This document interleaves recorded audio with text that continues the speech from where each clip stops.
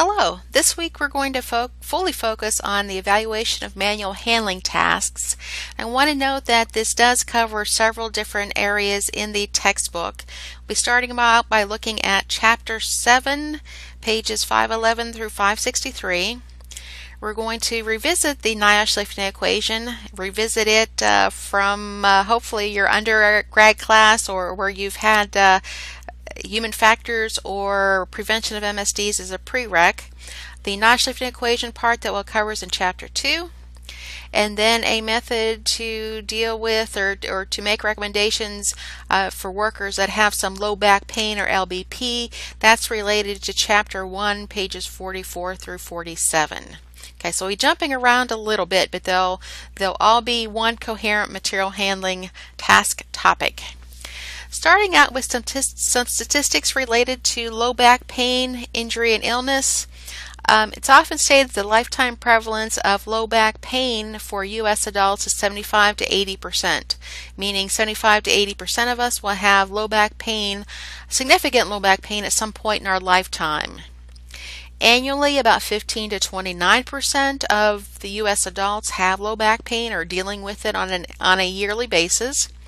It's the second most common reason to visit the doctor. This is following the common cold or cough.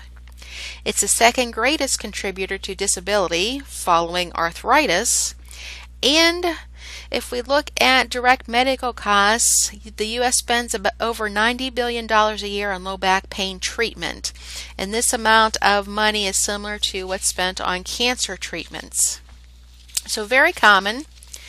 If we bring this into the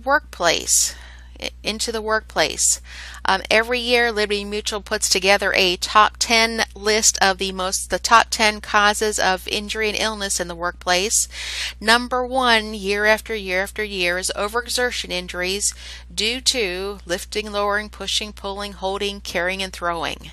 And so manual material handling is the cause of the most common type of injury in U.S. workplaces. If we look at the direct costs, workers' comp, this fluctuates yearly, but it's 26.8% of your workers' comp. And if you look at low back pain incidents across industries, depending on the industry, it might be 25% in some industries. It might top 60% in some industries that are doing a lot of manual material handling. If we looked at lost work days, over 100 million lost work days are attributed to low back pain. Okay, so very significant problem. Quote that I liked, it's quoted from Bill Maris, is that if low back pain is not prevented through ergonomic interventions, the alternative is treatment after injury. So if we don't prevent the low back injuries, our workers will have to rely on treatments. And that would be all well and good if the success rate were nearly 100%. But I've put up a couple statistics on success rates. If we're looking at discectomies, that's where they remove part of the offending intervertebral disc. Those have about a 42.6% success rate. Otherwise, non-operative treatments have about a third, so about a 32% success rate. And so treatments are not necessarily successful. People continue to deal with back injuries. And so how do we go about preventing it?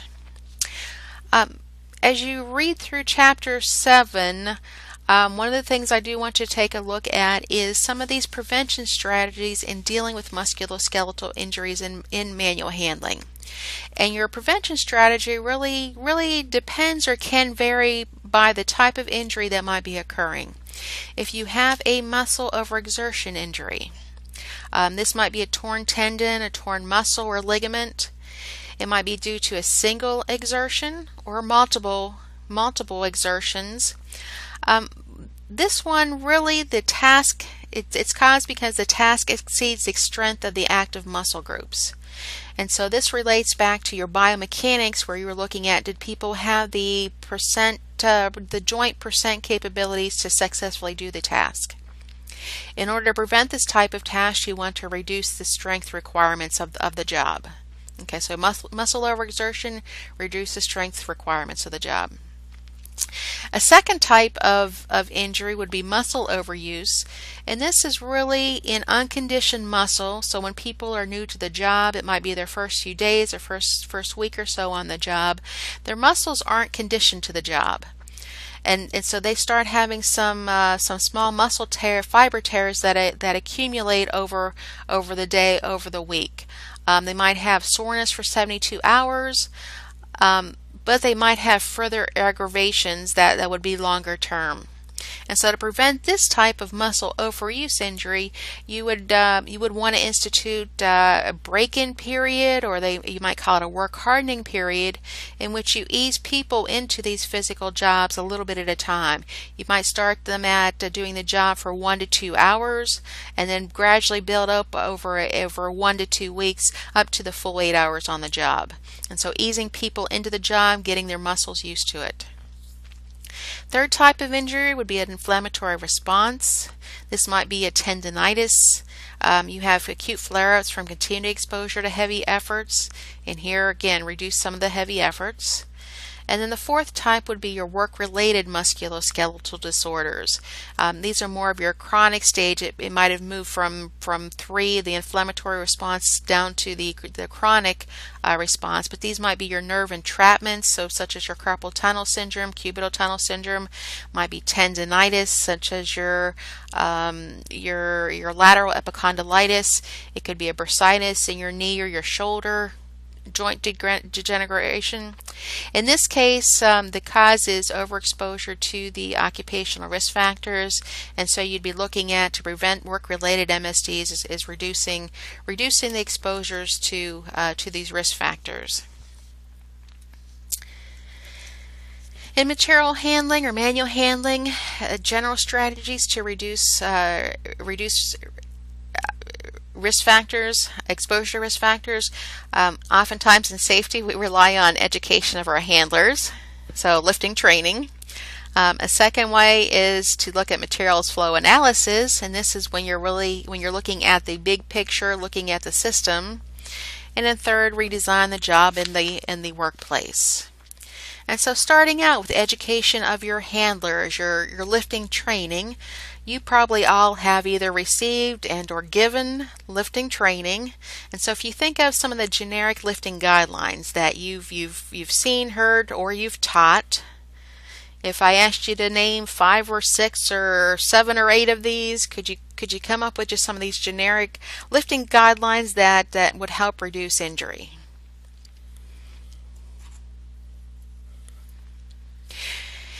If so, you might pull together some things such as, well, you want to plan the lift.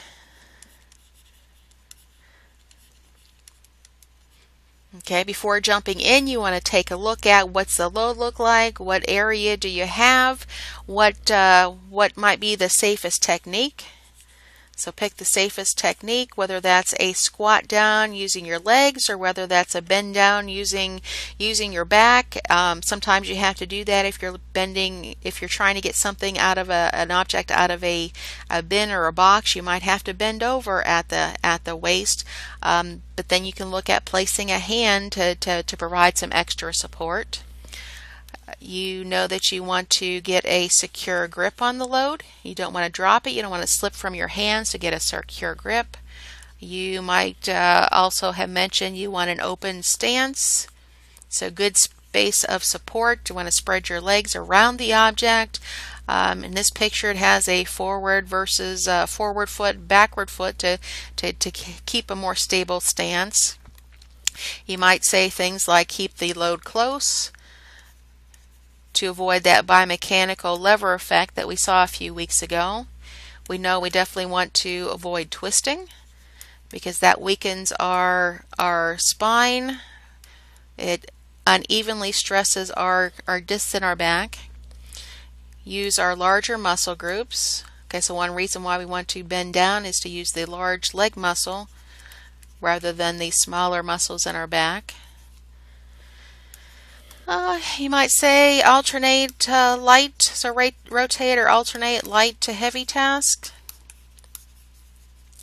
So don't stay on a heavy task too long. Okay, so you could probably add a few more to this. So generic lifting guidelines is one way of educating our handlers. You can provide that through a variety of techniques, such as you might do classroom training, you might do videos, you might do online, you might have quizzes to make sure they understand, you might have hands-on practice. Okay, so you can accomplish that through a variety of different methods. You might also consider doing some mentored lifting where you have one-on-one lifting training in which you pair a more experienced lifter, somebody who's familiar with a job, who does a job on a daily basis, pair that person with a newbie. And so that can be good. That can be good if your experienced lifter is a good teacher, if they can pass on good techniques, if they can actually mentor a person and show them the ropes. So that could have a good effect. It could be bad on the con side if you have somebody who has difficulty teaching people, interacting with people, if they pass on some of their bad habits. You wouldn't want to do mentored lifting. If you unevenly match people, if you match somebody that has a lot of upper body strength with somebody who's weaker on the top side, well, the person with the upper body strength would have some difficulty teaching good strategies to somebody who doesn't have the strength to do the task. And so this mentored lifting can be good. It can also turn out not so good. So you have some considerations there. Within the education of handlers, you want to throw in some team lifting.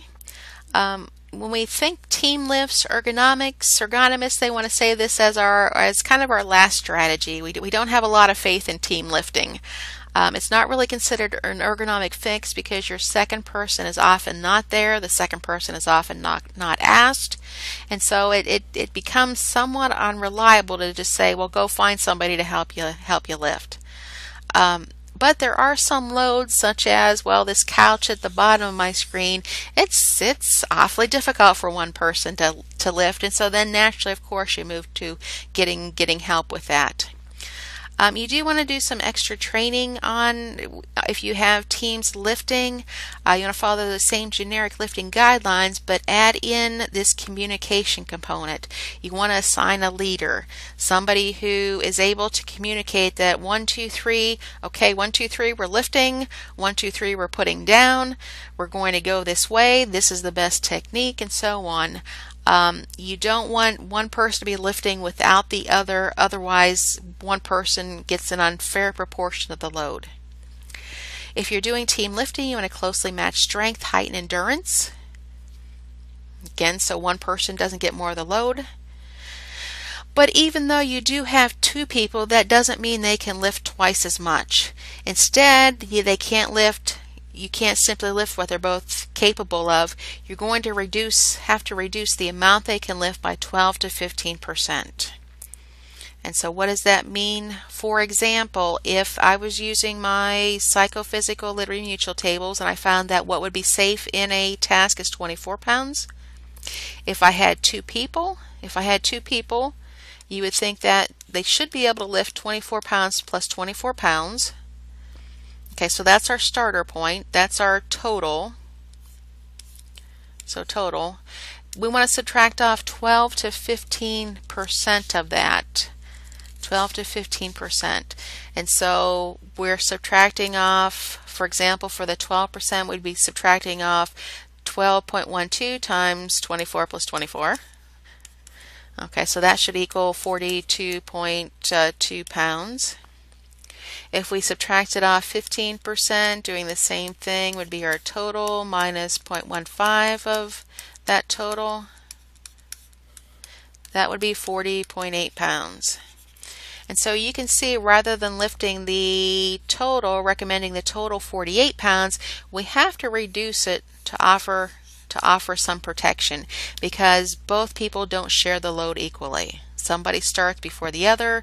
Somebody gets more of the load, so you want to reduce it. If we're looking at trying to make a recommendation on a maximum a team should lift, we often think if we have a 100-pound load or a 120-pound load, well, let's get a team. And it's like, well, is that really safe to be using a team rather than mechanical means?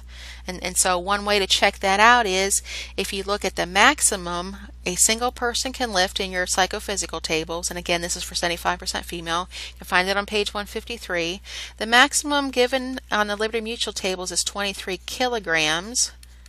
And so if I have my two-person, 23 kilograms, if I just use, instead of the 12 to 15%, if I just use a 15%, subtract 15% of that total, I would find the maximum for a two-person lift is, 30, I'm ahead of myself here, 39.1 kilograms. If I want to convert that to pounds, 31 kilograms times 2.2 pounds per kilogram, that would be 86.0 pounds. So the most a team of two people should lift is 86 pounds. On page 516, your book makes a statement that the maximum a team should lift is equal to what? Is it 86? Is it close to 86? I'll leave you to find that. Okay, so team lifting is not simply double the safe weight for each person. Want to remind you though that good training does not make up for poor task design or the lack of task design. As shown in this picture, as a driver, I think you can probably guess what company he works for. But you can see that the loads are stacked too high. The loading is unstable. He's lifting boxes that are really too large for him. Training's not going to make up for all those poor designs. Strategy 2, materials flow analysis. In this case, we're looking at material handling is considered a non-value added activity. So manual material handling is a non-value added activity. It doesn't add to the value of a product. It does nothing for it other than get something from here to there. It does not add value to the product. It doesn't make it more, it doesn't make it better, doesn't add anything to it. And so we want to try to minimize material handling. General principles that you can use to minimize this handling is by humans is a unit load principle. In a unit load principle, basically you make the load too heavy for humans to lift. You put objects on a pallet. If you load objects on a pallet, the human's not going to try to lift a loaded pallet. They would use a forklift. This is also has been used with super sacks, where you change from 50-pound sacks that humans will try to lift. They'll do it. It's part of the job. But if you make the super sacks 200 pounds, there's no way they're going to try to lift them. And so basically, you fool the humans by making it too heavy for them to lift. They're going to go get a mechanical assist. You can mechanize, so move the loads mechanically. You can use a dead weight principle. In that you're looking at the container. The container does not add value to product. Okay, so it doesn't make the product more expensive. It doesn't contribute to it, and so let's reduce the container weight. Use a lighter weight plastic, a lighter weight material. You can try to use gravity.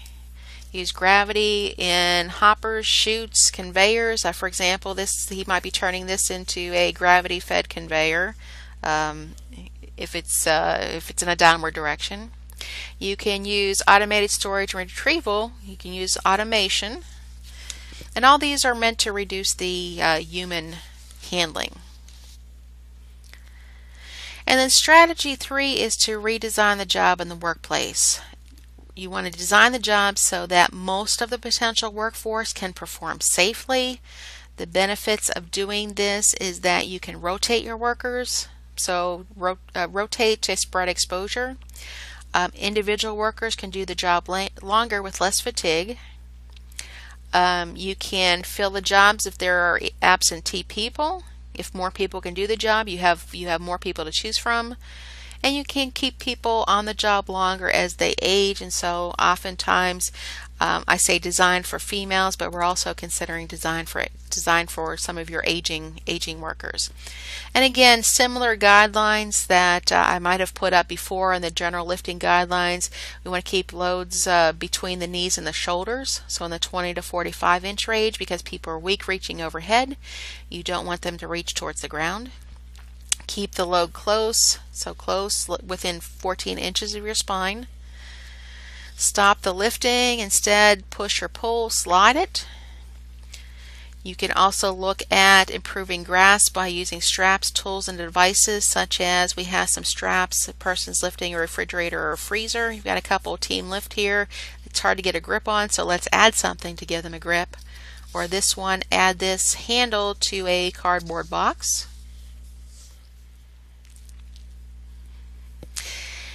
And then Chapter 7 covers some factors that affect acceptable weights. It discusses the container size, power versus pinch grips.